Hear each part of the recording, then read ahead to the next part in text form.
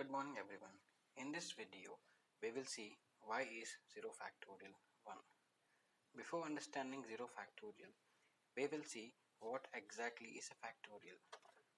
So in mathematics, the factorial of a number is the product of all the natural numbers that are less than and equal to a given number. It is denoted by n factorial, which is nothing but n multiplied by n minus 1 multiplied by n minus 2 and so on till you reach the last digit, that is 1. For example, 5 factorial is nothing but 5 multiplied by 4 multiplied by 3 multiplied by 2 and at last multiplied by 1. That means you have to start with the number 5 and proceed till you get the last number, that is 1. So when you multiply all these digits, you will get 120. Therefore, 5 factorial is 120. Similarly, 4 factorial is 4 multiplied by 3 multiplied by 2 and multiplied by 1. It will give you 24. Right? Now, let us consider first 5 factorials. So if you see 5 factorial, as we have seen in the last example, 5 factorial is nothing but 5 multiplied by its preceding number till you get 1 and it will give you 120. Similarly, 4 factorial is 24, 3 factorial is 6, 2 factorial is 2 and 1 factorial is 1 itself. Now if you carefully observe all the 5 factorials, the first 5 factorials, you will find a pattern, right? So 5 factorial is 120 and from this 5 factorial, what happens if I remove the number 5? I'll get 4 into 3 into 2 into 1, which is nothing but 4 factorial, right? Similarly, what happens if I remove 4 from 4 factorial? I'll get 3 factorial, right? Similarly, what happens if I remove 3 from 3 factorial? I'll get 2 factorial. And finally, if I remove 2 from 2 factorial, I'll get 1 factorial.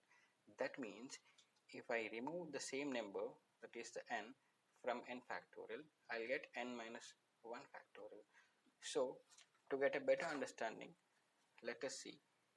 If I take 5 factorial, that is nothing but 5 into 4 into 3 into 2 into 1, and if I divide this 5 factorial by number 5, okay, then I get 4 into 3 into 2 into 1, which is nothing but 4 factorial.